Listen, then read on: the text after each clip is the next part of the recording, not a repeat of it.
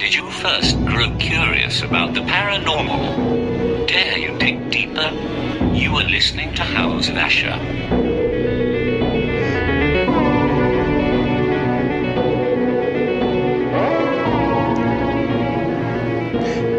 And welcome everybody to, I believe it is 102, the 102nd episode of House of Asher. And we're going to get into something that's kind of different for me. I have watched a lot of sci-fi and heard a lot of different people's recounts of different things. I've even saw a few oddball things in the sky. Nothing to really write home about. But that's something that we are going to get into. That's somebody that really has had an extremely curious life and very wonderfully decorated military man, and it's going to get kind of different, guys. So settle in, and you're going to have some fun. I do need to make sure to mention that you're probably listening to this possibly on Spreaker. You may be listening to this on iHeart. It's just a whole bunch of different formats. Spotify, also on the Paranormal UK radio network, which is kind enough to carry us around the globe and into your homes, wherever that may be. I want to welcome everybody and thank you again so much. And I'm going to do like a real quick little bio here. Jason Gleaves. Now, this gentleman was joined the Royal Air Force at 17 years old. You know, this guy has had a very long and decorated career with the RAF, stationed in many different places. And I want to touch on things about his new book, UFO Photos, Computer Analysis of Worldwide UFO Images Through the Decades. And I guess I'll just go ahead and welcome you on. Hey, Jason, how are you? Hi, Steve. Thank you for the invite. Absolutely. You know, something I was looking at too, and it's so strange, and I want to really get into some of these different aspects, which also, I guess before I really get into that, will you throw out your webpage and how people can get a hold of you and whatnot? If I'm sure they may want to reach you after the interview. Yeah, if anybody needs to contact me or regarding UFO sightings, anything similar to that, I've got a couple of media pages through Facebook, Twitter, etc., called UF Only, and you can contact me on there. And if you leave a message, I will get back. I do get inundated with messages and people asking for me to analyse photographs for them. But if you just hang in there, I will get back to you. That's awesome. And you know, it's so strange because, like you said, once you kind of become that guy, you know, that's where a lot of times people, it's just by nature, you know, people go, well, you know what you're looking at. So, and I guess that sort of, you know, I guess that can be sort of an honor, but I'm sure that's got to be tiring. Yeah. Well, people approach me from all over the world with sightings. And to be fair, many of the sightings that I analyse and images and videos I look at for them, they are explainable. They are, you know, aircraft just slightly in different weather conditions or a different environment. So when you get down to the real nitty-gritty of the analysing of the image, and quite often you can tell the person that, you know, it's something explainable.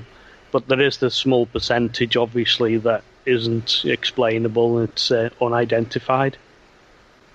Right. Well, you know, and the thing is, if I'm not mistaken, your story goes further back. I mean, you've had sort of bizarre encounters before this. I mean, even before your encounters in the Royal Air Force, if memory serves right. Yeah, going way back. This is way before my Air Force days, and like you said, when I was 7 years old in Liverpool, with my sister, I had an encounter of a flying disc. It was a silver disc-shaped object, which was over Liverpool, where we lived at the time. And my sisters are slightly older than me. We were just playing innocently upstairs in our relative's house near Aintree Racecourse, which is a big holds a big race there every year called the Grand National. Everybody watches that in the UK and probably worldwide.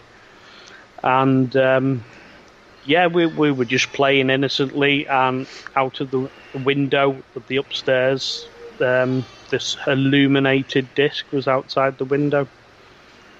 We watched it, and then it flew off at high velocity, and then we just carried on playing as if nothing had happened.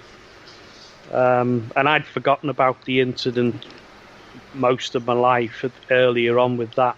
It was my sister that reminded me of it, and slowly things have come back to me, over time.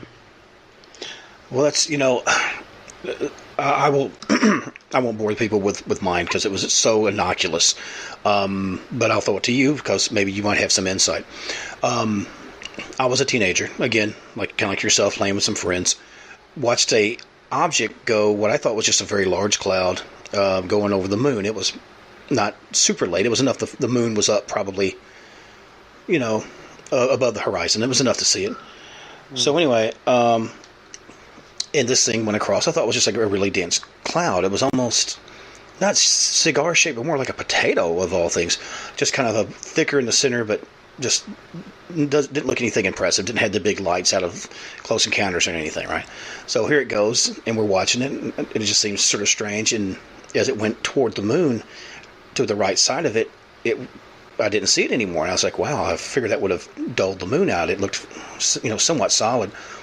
And we waited for it to pass and go through. But as it kept going, it literally disappeared. So I don't know if it did sort of a slight turn, turned its nose and went in behind the moon and out straight. We watched it, and that might have happened. I'm trying to think. That might have been, 45 seconds, a minute and a half tops. But it seemed like by the time everything was said and done, 4 or 5 minutes had passed. So either our watching of time was different. I've heard different people go, well, maybe you lost time, and it's just I don't remember any sort of interaction.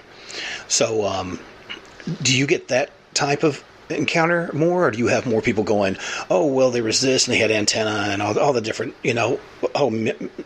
whole miles of different types of stories? Which is most common?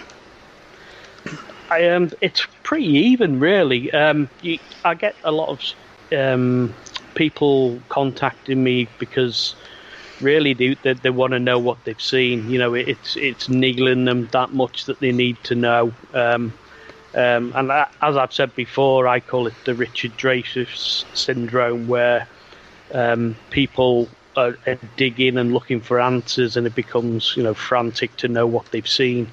But when people contact me, they contact me with encounters of ETs, entities, manifesting extraterrestrials, anything orbs, but obviously the aerial aircraft or unknown aircraft, UFOs. And again, you get disc-shaped, elongated shaped, cylindrical, also known as cigar-shaped, like a rod. And more lately, you get more the orbs. People seem to be contacting me with more images of orbs, which are shown around the chemtrails and things like that. Well, did you think... Oh, I'm sorry, I didn't mean to welcome you. We were saying, I apologize. No, that's okay. No, I was just curious that, some of the earliest things were documented were like the Foo Fighters, almost looked like what I would call an elementals, fiery type images and darting around with tails and all that kind of stuff. You had mentioned rods, and I remember for a while that was a very hot topic. Are these some sort of life form? Are they natural to the planet? Are they, extraterrestrial? Do you have either any insight on it, or do you have a theory on any of that? But the relation to the flame rods, you've generally people are seeing those in an outside environment or something, and they actually travel faster than the eye can see. They're only really caught on camera images. At the odd time, you'll get the odd one. I did one for Solaris Blue Raven not so long ago, when she had an interview, and there was one in the house or where she was conducting her interview. I think they're a bit of an unknown quantity, really, because they're just an unknown maybe an unknown species that we haven't discovered as such yet, whether they come off-world, live in our orbit, or live just within the atmosphere itself. But I have got quite a few images of flying orbs. Well, it's funny you mentioned Solaris. Flying rod. Right.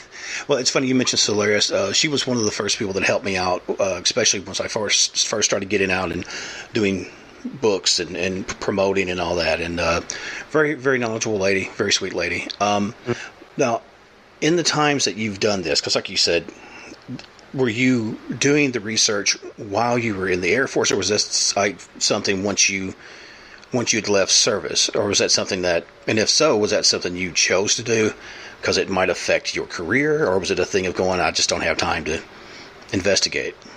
Generally, I got more into. I've always been interested in ufology throughout my life, and we're going back to the early days. Star Wars came out, and people's interest gained even more because of the sci-fi element.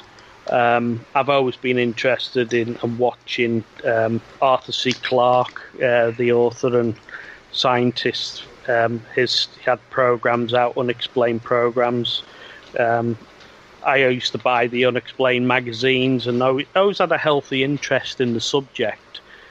With the other encounters, they seem to just happen going through my life, and then obviously when I joined the military, things happened there too.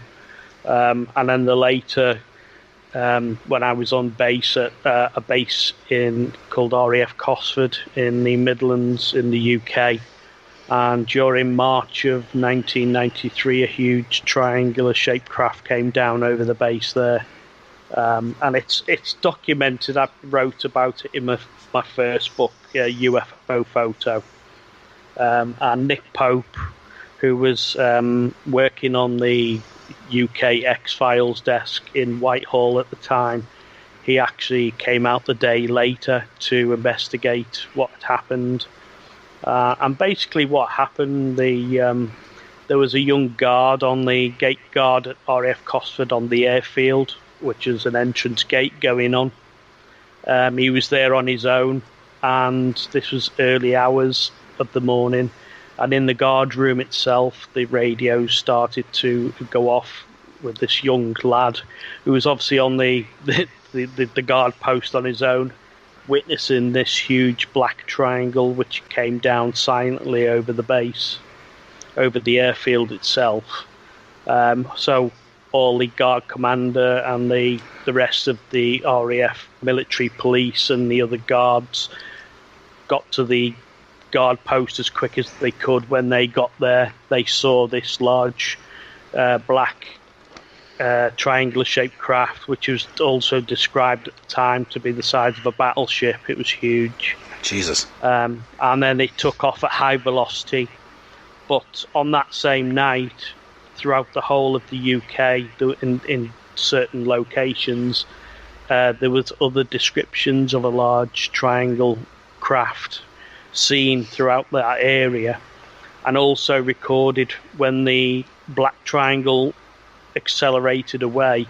It went straight to another RAF base, which was about 20 miles away, which is RAF Shawbury, and it was actually seen there by an on-duty air traffic controller on the base, and he witnessed this huge triangle of similar description. Whether it was the same craft or not, but it was of similar description, came in over the airbase, firing lasers down at the ground. So it's a really documented account that happened. I wonder, because there's like the Bob Lazar story and things like that, and they talk about as you know, in the U.S. we have was it S4, and we have the Area 51 and all kinds of different locations, and I know, England, Russia, all these different countries have their own Area 51, or whatever they want to call it. You're saying this thing was shooting lasers. I'm sitting there wondering, because my first question was, do you think it's ours? And then I'm thinking, well, why would you be shooting on your own bases? What do you think that was about? I mean, do you think that was maybe testing capabilities? What could that have been? It possibly could be one of our secret covert aircraft, whether it be, English, American, anybody else, but, it was certainly unknown. It was nothing we had or we were using at the time, in our defence of the UK. But it's when the triangle-shaped craft is seen a lot, and it's all through different phases, through different decades, I should say. It's generally through the 90s there was a lot of triangle-shaped craft seen. So whether that goes back to the covert craft, whether they go through decades of building and then they'll move on to the next phase of what they're actually flying. I'm in two minds, really, to if it's ours or whether it's unknown. It's still a pretty open question, really. Well, again, like you were talking about Arthur C. Clarke and a lot of those shows like the In Search Of program, that was really big here in the U.S. And, all the stuff that ties in with that. And, I want to throw this out I'm kind of tongue-in-cheek. You're like, well, is it ours or is it theirs? And I said, maybe it's, a combination. It's not there. Maybe it's an amalgamation of the two. Yep. Did you ever have anything like that in your country? And because again, full disclosure, I'm not as knowledgeable on UFOs as I am with certain other subjects. Like I said, yeah. My thing is, you've heard the stories.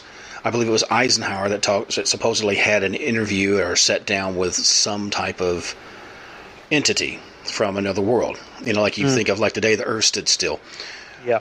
Is there any stories of, like, say, Winston Churchill or one of your great leaders that had encounters with or set downs, maybe even had some sort of negotiative thing and understanding? Because I've heard stories that, again, because I'm sort of outside looking in on this, that sometimes they would allow them to come over towns and take cattle and do things like cattle mutilations and whatnot. Mm-hmm. Do you think that there have ever been any sort of backroom dealings with those sort of entities?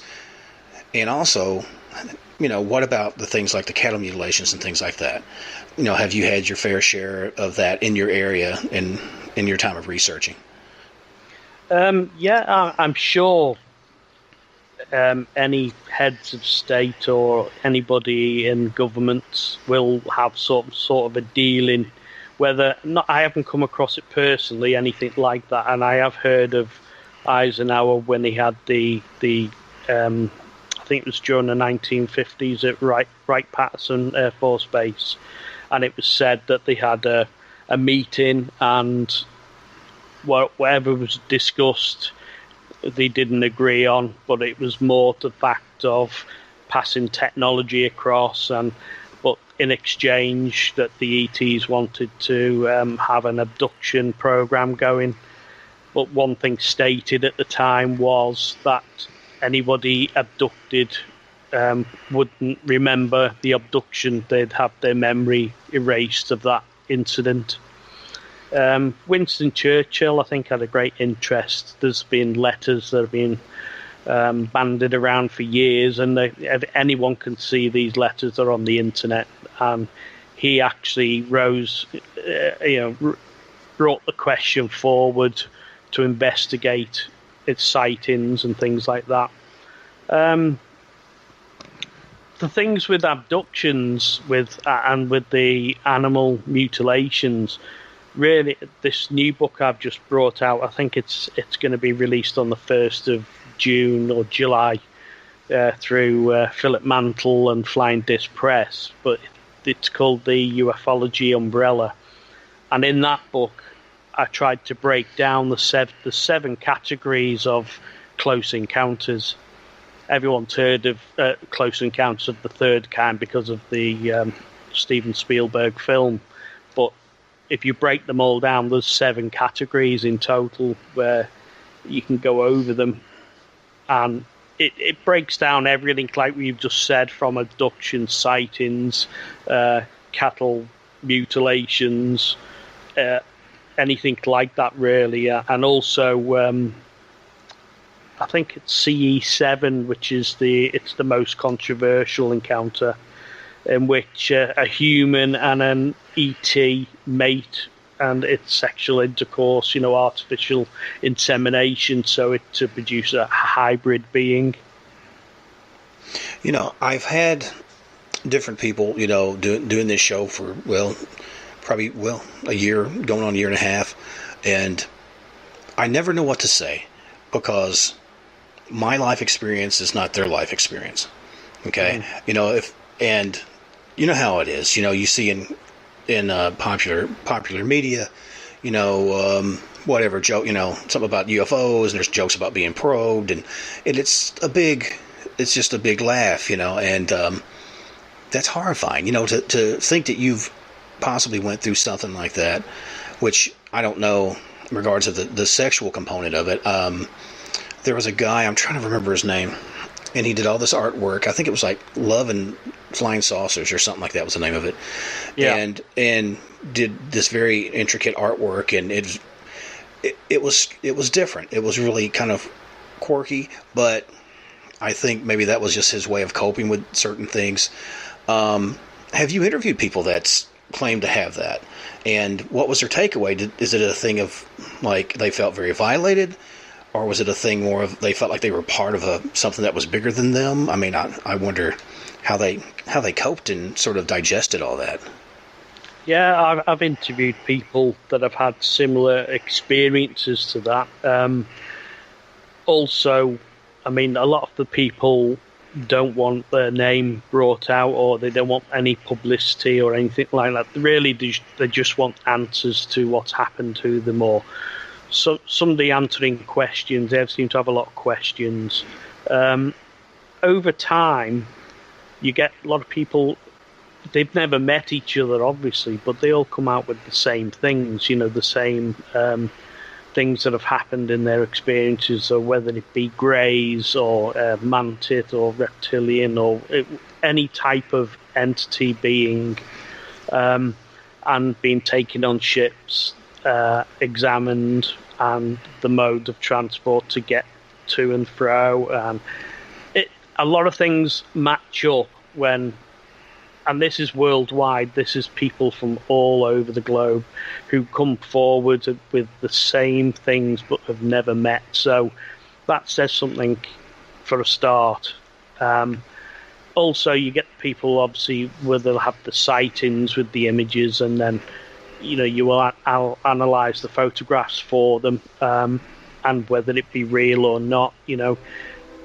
It just gets back really to the end-all story: is it unidentified or not? And with the abductions, what's really going on? Okay, well, something I'm wondering too is because I'm the youngest of 7. I'm not sure how many kids are in your family, and I'm 49. But my parents were Depression era parents, and it was a lot of that. You did your thing, and you were pretty kind of a cut and dry type person. There was not a lot of room for fanciful this and that. When you guys had your experiences, especially as young people with you and your siblings, obviously, you're the one who's out more publicly with it. Is your family more like, yeah, I don't really want to get into it publicly, or is it more of a thing that you just kind of spearheaded it, or maybe they do have their own sort of thing out there? And the reason I ask this is, I know there's a lot of times there's different people that might have a brother or a sister that had almost the exact same experiences, but for whatever reason, it's kind of that fight or flight response. You don't know until you're there, and some people can absorb that, and instead of it scaring them to death, they go, I wanted to learn what that was. I wanted to discover that. Is that sort of what happened with yours, with your kind of family situation? I mean, if I can ask. Yeah. Like I said, it started really going way back with my sister, so ever since then, it's sort of been on the back burner. I mean, I never knew I was going to join the Air Force, obviously, but throughout things have happened, and I've brought other things out regarding my family, that we talk about things like that. But it was only not long ago, maybe a year or two ago, when I was actually going through the second book, when I was preparing it to put forward. My father's ex-army himself, so he's ex-military, and he said that when he was a young boy, he had an encounter with a man in black, that it came through his front door when he was only, I can't remember how old he was at the time, but I've wrote about it in the book. I've done an illustration of what he saw and when we sat down and went through everything.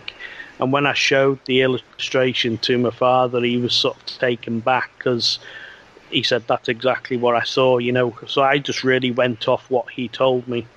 But he was playing in my grandparents' house as a young boy. This is, I think it was the 1950s. They didn't have a TV, just had a radio, because obviously they weren't widely available then. And he was playing in the hallway, running up and down like he used to in the evening. As he ran back into the hallway, he said he looked forwards down this long hall towards the front door, which was all padlocked up for the night and, bolted up.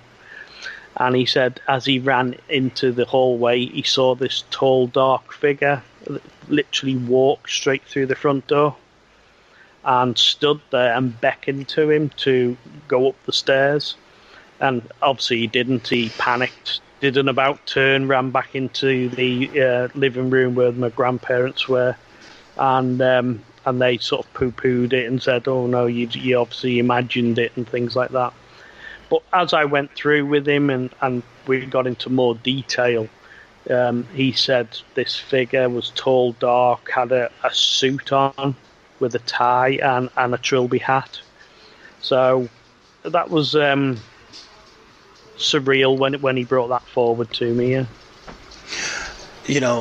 That was another thing I was going to ask, because like you said, it who knows how far it went back, and maybe your grandparents, for whatever reason, did not have an encounter, but it does seem like, I don't know if it's bloodlines, I don't know what it is, but it does seem like a lot of times when people start talking about it, there's going to be an aunt, an uncle, a cousin, or somebody who had similar experiences. And it really makes me wonder if it's just a giant genetic experiment or something, or maybe certain people are more tuned in to whatever vibrational plane. Because if you're able to kind of transmute and pass through a closed door, because I thought when you meant Men in Black, I thought you meant like the Will Smith movie, like guys showing up with shades and like from we're here from the government, we need to talk about what you saw.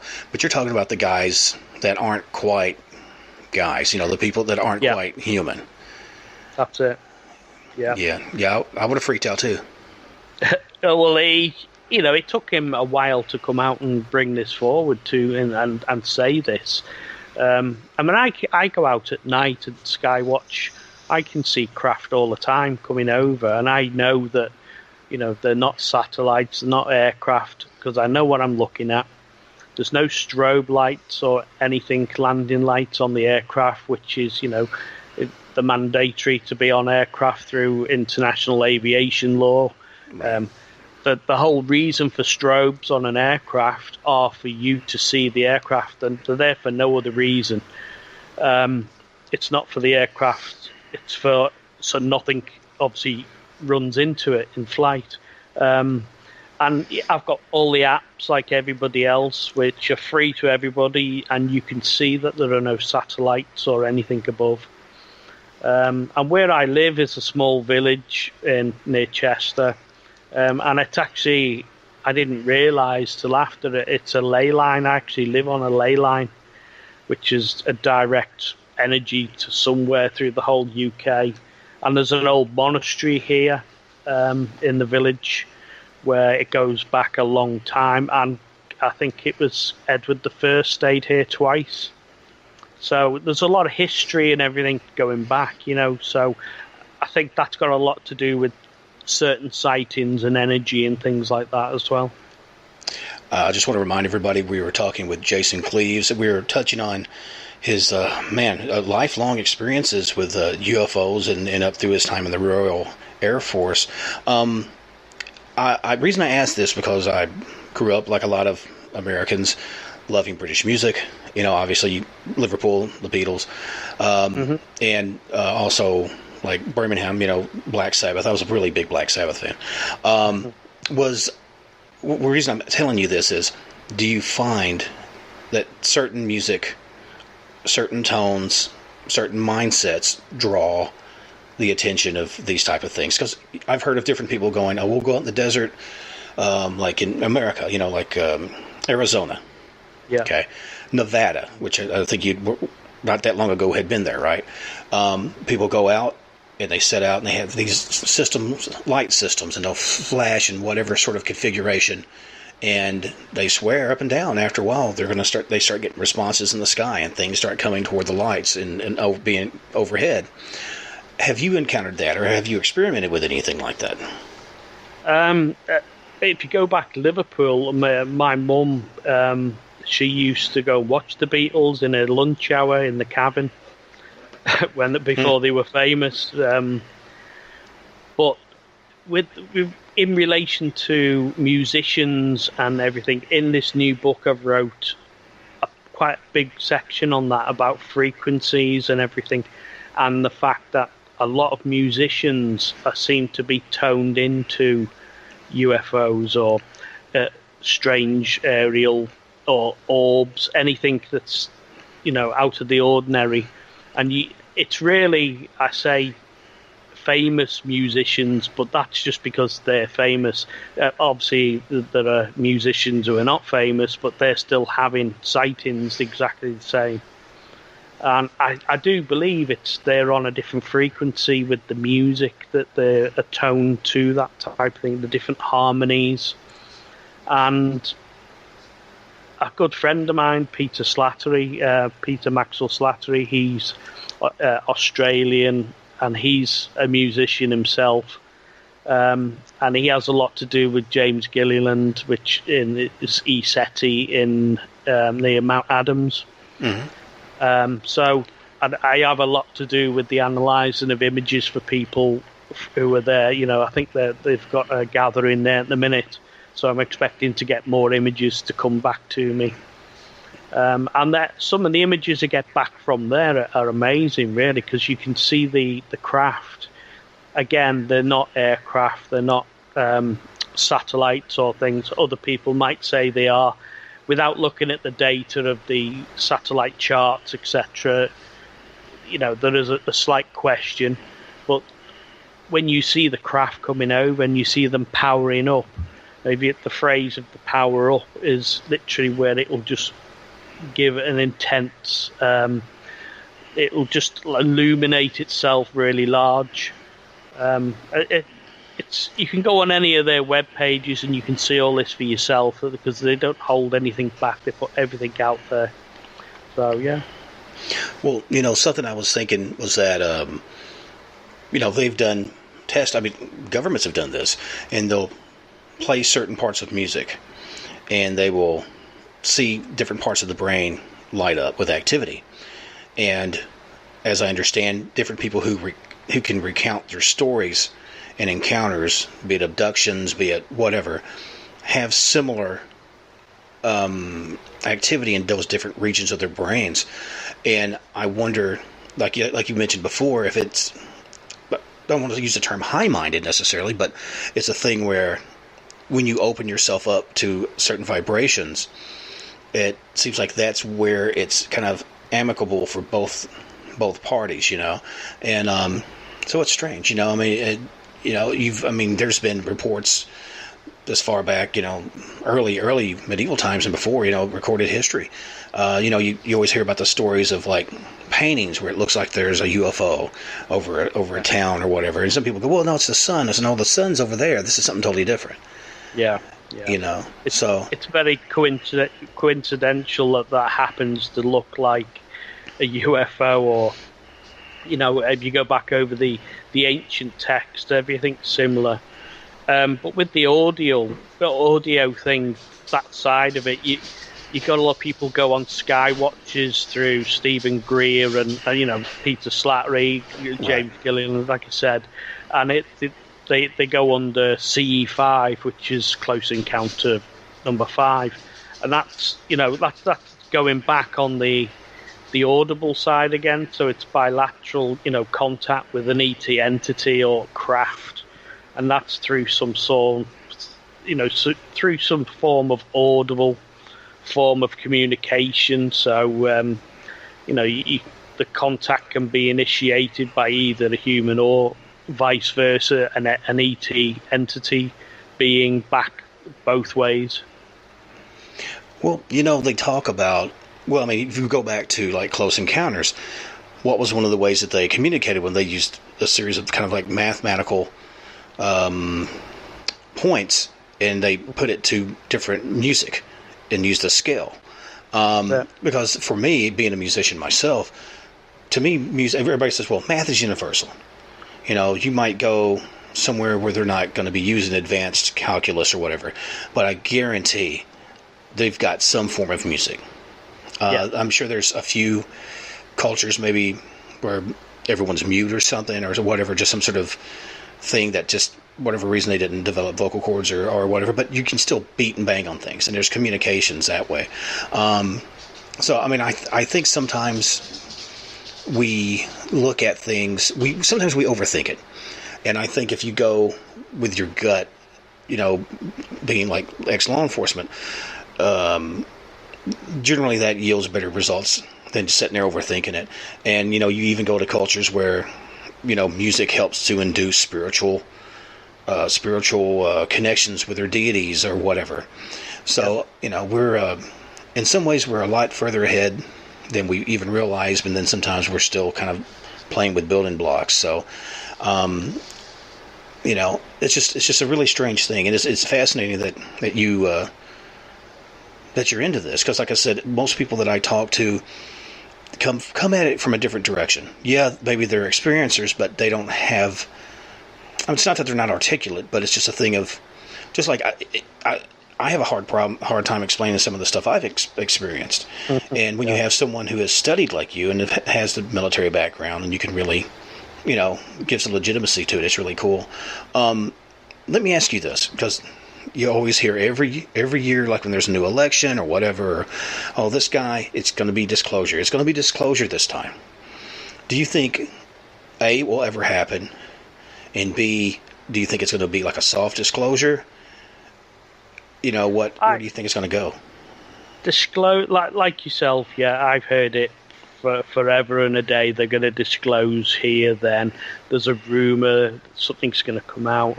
You go back to 2012, that was going to be the date, and it was all about the Mayan calendar. And the Mayan calendar wasn't about something new, it was basically a calendar starting again. The government are slowly drip feeding the populace with information about Mars, life on Mars, everything else. The planets where they're saying now that you can live, there are planets out there, hundreds of thousands of planets that are inhabitable by humans or Earth-like. They're slowly introducing the populace on a very, very slow drip feed. Every president or whoever comes out, I don't think it's up to them to disclose. I don't think they're allowed to disclose. I think it's higher. It goes way above anything that they're going to be able to do. But if you look at it in another way, I think disclosure's already happened, because if you look at the information that's out there, the people that have had contact, there's so much information if you delve into it, because that's the way I see ufology. That's why I called the new book the ufology umbrella, because that's the way I see ufology in general, is like a huge umbrella, and you try and answer one question and it goes off in 100 different questions, from abductions, sightings, etc. It just goes on and on and on.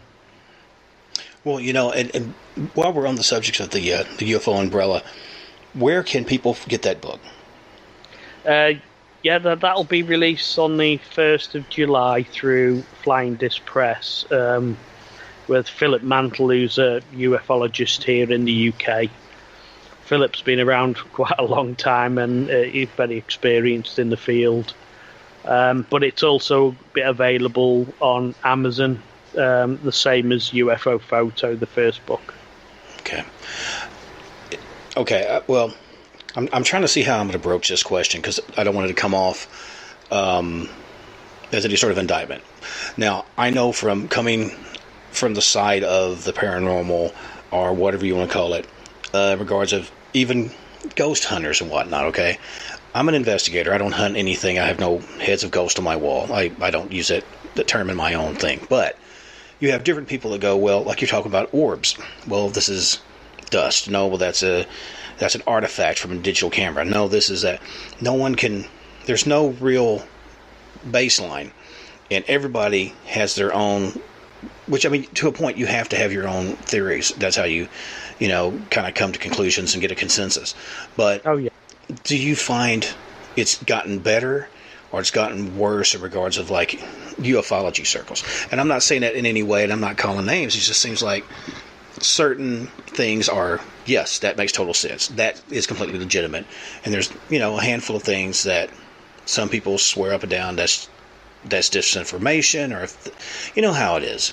Do you get a lot of that, or you just sort of sidestep it and just do your own thing? Well, most of the time I have done my own thing, but yeah, it's a bit of a double-edged sword, really, because with technology advancing, reference the cameras on mobile phones, etc., which are becoming more easily available to everybody, has them in a pocket. If they see something in the sky, they can take a snap, and generally that's where it's going in that respect.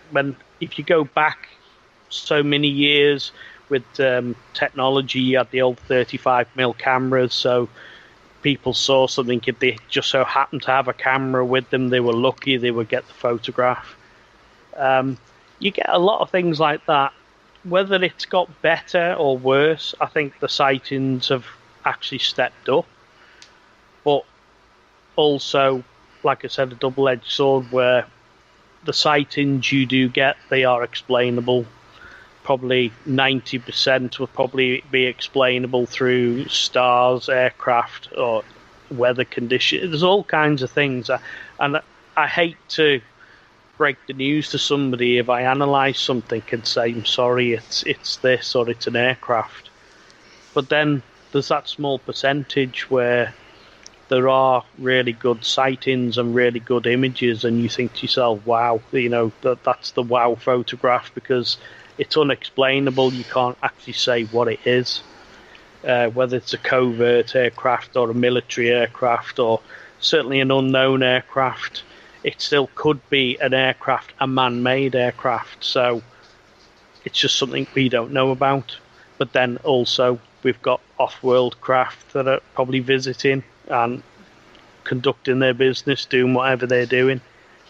So, yeah, but it's difficult to say. Difficult to say, really. Well, it's a thing that, and again, I can only use my own experiences in regards of investigating different phenomenon. I think you got a handful of different categories of people that have had experiences. You've got some that have grew up their whole lives wanting desperately to have one. So anything they encounter, they're going to assume is whatever. Then you have some who, whatever, they can kind of take it or leave it, say, I don't know what it is. And they're kind of hoping maybe you'll say it's not. And I'm sure you probably have given relief to some people. Okay, thank God. But how many times have you had the ones who either wanted it to be something so badly that they will almost become argumentative, because there's sometimes you have people that it doesn't matter who tells them, look, you can see right here, it's whatever, this, at the exact time this plane was going over, you can see the fuselage in the friggin' shot.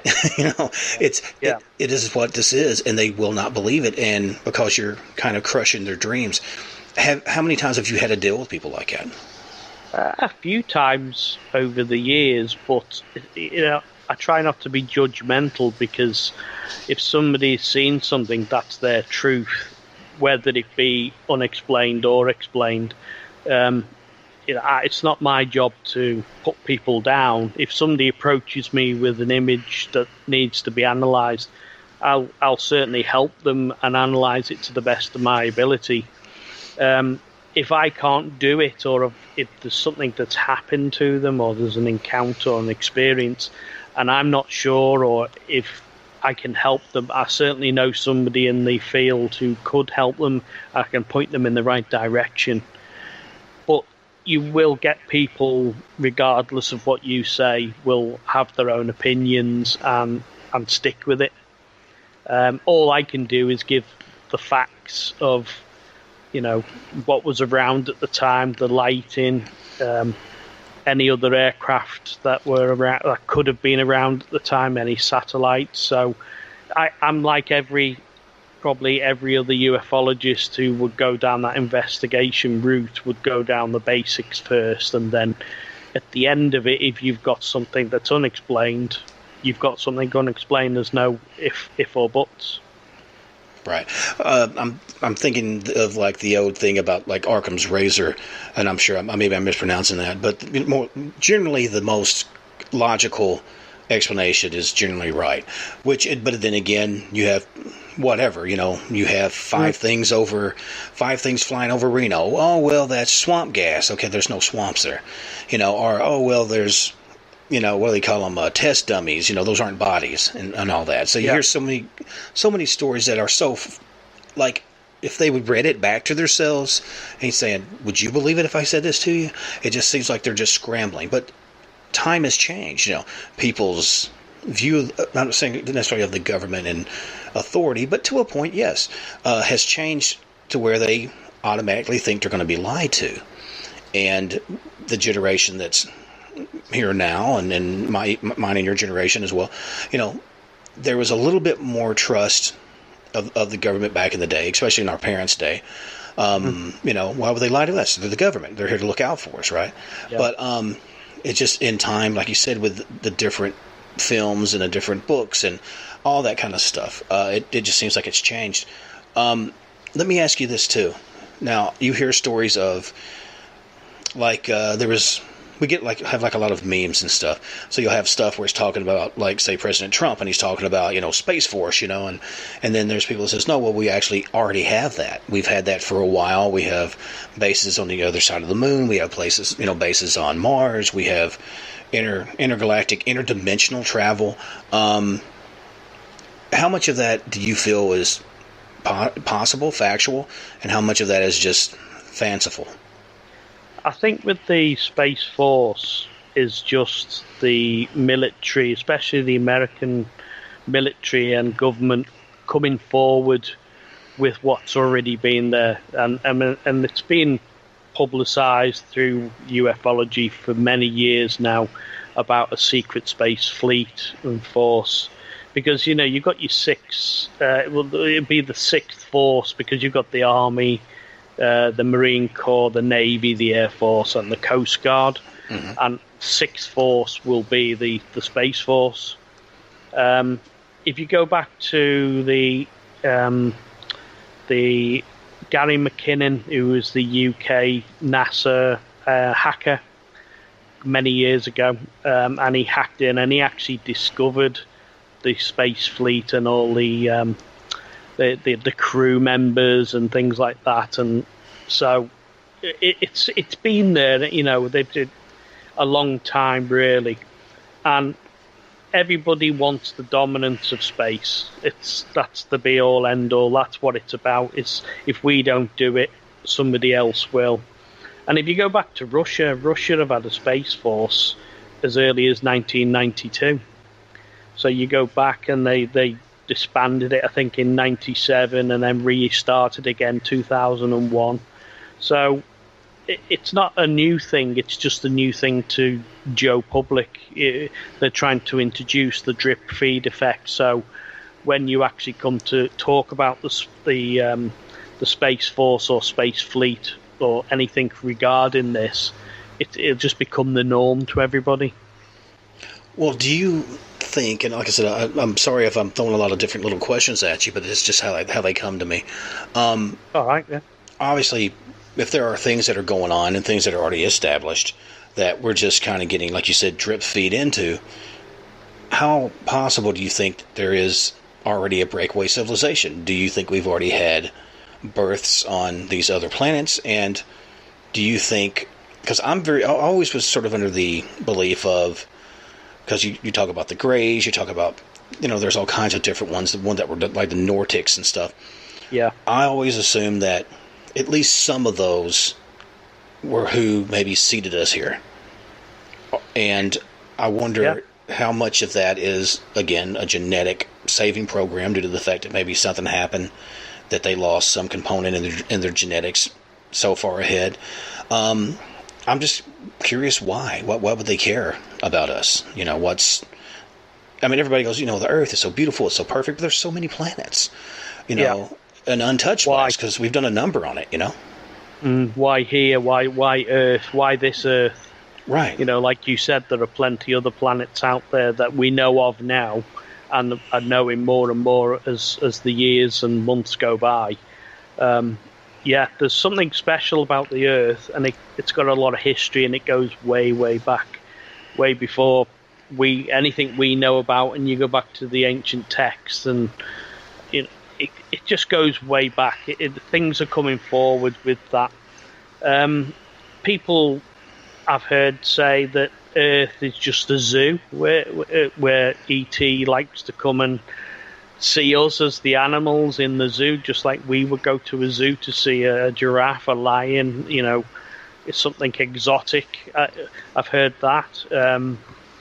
Again, I've heard, like you've just said yourself there, it's about DNA, missing DNA.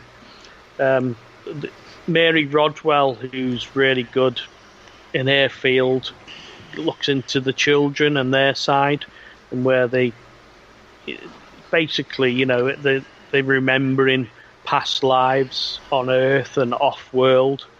It's that umbrella again. It's literally, you can talk about one thing and it'll go off so many different directions. Well, and the thing, I actually, there's a British series, I believe it's Black Mirror, and they touch on a lot of different things about parallel, not just universes, but timelines. So we're talking about, this Earth, which this Earth? If it's, are there multiples in different timelines? Is that how we're getting crossovers? Because I've heard people, speak of that, obviously again, like we talked about the Greys and the Nordics and the Reptilians and all those guys. And then people want to throw Bigfoot on it. And I know some people's going, wait a minute, come on, man, why are you going? But there's people that say because it can travel interdimensionally, it can appear, it can disappear, and if you look in things like, which I don't know how much you've read on guys like Crowley, stuff like that, he talked about having, alien or spirit guide type help, touching on, the old stories of fairies and wee people and stuff like that they were actually extraterrestrials. So, and why not? A lot of the things of people getting spirited away through their bedroom windows, the windows aren't open, they go right through the windows. That sounds just like an abduction to me. It does with me when you listen to experiences into certain things like that, and you just cross-reference to abductions. They're very, very similar. And again, you go back through all famous people in the past, Tesla, you go down that road of, I'm sure they had help, they were getting some sort of readings or some sort of dreams or help with what they needed to know to carry on to the next step. Right. I mean, you can go back to, it's like the electromagnetic spectrums, which are the wavelengths which we see craft. You go down that route of, you've got radio waves, microwaves, and infrared. but you've got naturally visible ultraviolet, soft and hard X-rays and gamma rays. It's what you can visibly see with craft, and it's whether they want you to see the craft as well. So that interaction, do they want you to see it? Do they not? Are you ready to see it? Well, and that's bringing me to one of my last questions, is that, what do you feel? I mean, is it a thing that, because it seems like in the last few years that the discussion of radio shows, television shows, books, movies, groups are popping up, different, and it's all about, UFOs and disclosure and what's coming next.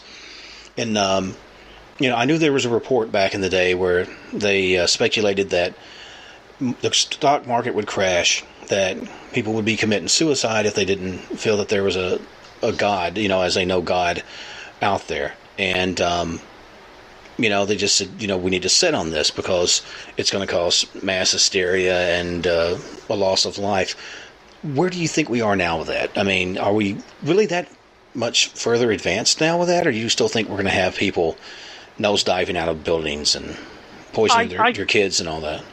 Yeah, I personally don't think it's going to go that way, but I've heard of it like yourself. Nobody really knows how the human populace are going to react to something like this. And you can go back to the Vatican. They've said already that they would baptize aliens and extraterrestrials. This is a while ago. Yeah. So to the drip of feed effect. But with the world in general, it's really about the economy and everything else, because once you let the cat out of the bags, so to speak, you're talking about petrol, gas, oil, and then you'd be thinking, well, why do we need this? We should be running on free energy. We've never needed this. So a lot of things will collapse. But then, again, it's disclosure will happen. It's got to happen. Right. Eventually, it's got to happen. Right. And it seems that, like you said, things happen and things go in waves. Things are connected much more to nature than people think. You drop a rock, it's going to have some sizable ripples, but it will steady itself. A wave will rise, a wave will fall. I'm not trying to sound deep, but it's just the nature of it. And people do that too. There was stuff that was. I remember when everybody was losing their mind about like anthrax. Everybody was losing their mind about ISIS, and then they went on to another big bad. Yeah.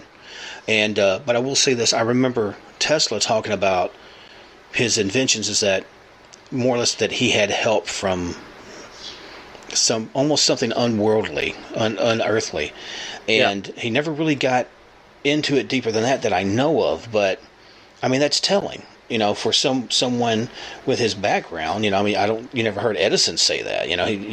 He claimed he made everything. Especially stuff he didn't. And if we had maybe have had that chance, because some people speculated maybe Tesla was either a hybrid or something like that. Who knows? Yeah. Well, with technology like that, I've heard Stephen Greer say this a long time ago, that there are over 5,000 plus patents for free energy devices that have been taken, away and shelved from the public. Yeah, and shelved. Yeah. And I'm sure there's a big hangar somewhere, like you see in the Indiana Jones films, where it goes on and on and on, and there's boxes stacked high. I'm pretty sure there are places like that everywhere. I'm sure. Well, Jason, we're at the end of this. I want to thank you for being on, and if you'll stick around after my outro, I'd like to talk to you if you don't mind. Yeah, but thank you for the invite. I've enjoyed myself. Thank you, sir. Everybody, Jason Gleaves. Make sure to tune in next week. We're going to have some other stuff going on, but until then, enjoy your time with your family, love yourselves, and get out there and have fun. But until next time, check under your bed, check your closet. Don't be afraid to be a little afraid, because there's learning there. So until next time, my friends, goodbye.